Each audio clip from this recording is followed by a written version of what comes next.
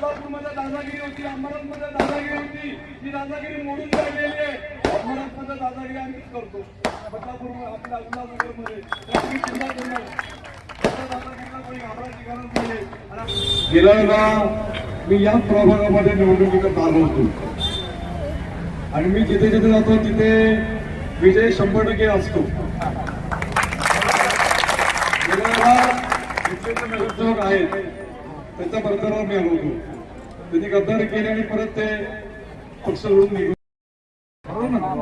गेले. ते गेल्यामुळे चांगल्या लोकांना संधी मिळाली.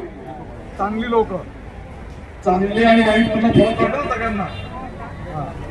आज योगायोगात चांगली गोष्ट घडलेली आहे कि तुम्हाला सगळ्यांना सभी को भारतीय जनता पार्टी की ओर से अच्छे कैंडिडेट आपको लोगों को मिले.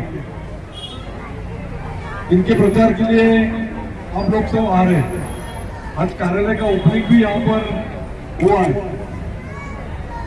मैं बता रहा था कि लास्ट टाइम में यही प्रभाग में राजेश जी मेरे साथ में थे, राजेश मार्केड़ी जी थे.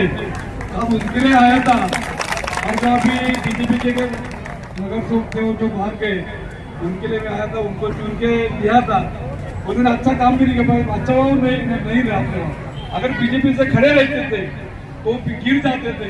इसलिए हमारे लिए अच्छा बात होगा कि वो बीजेपी से छोड़ के गए और बीजेपी के लिए अच्छे कैंडिडेट है आज हमारे लिए सेवा के लिए उपलब्ध होते. आज मयेकर विपुल मयेकरांसारखा एक चांगला तरुण की जो प्रत्येकाच्या अडचणीमध्ये धावून जातो, सगळ्यांच्या मदतीला धावून जातो.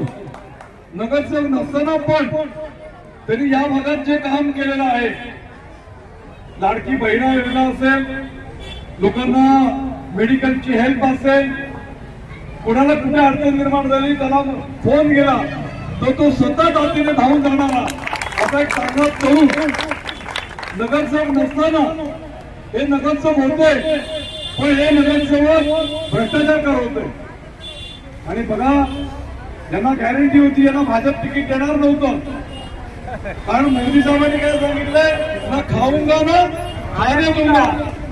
हे आमच्या मोदींचे नव्हते, हे भाजपचे नव्हते, भाजपच्या विचाराचे नव्हते. म्हणून त्यांनी या ठिकाणी खामोरी केली.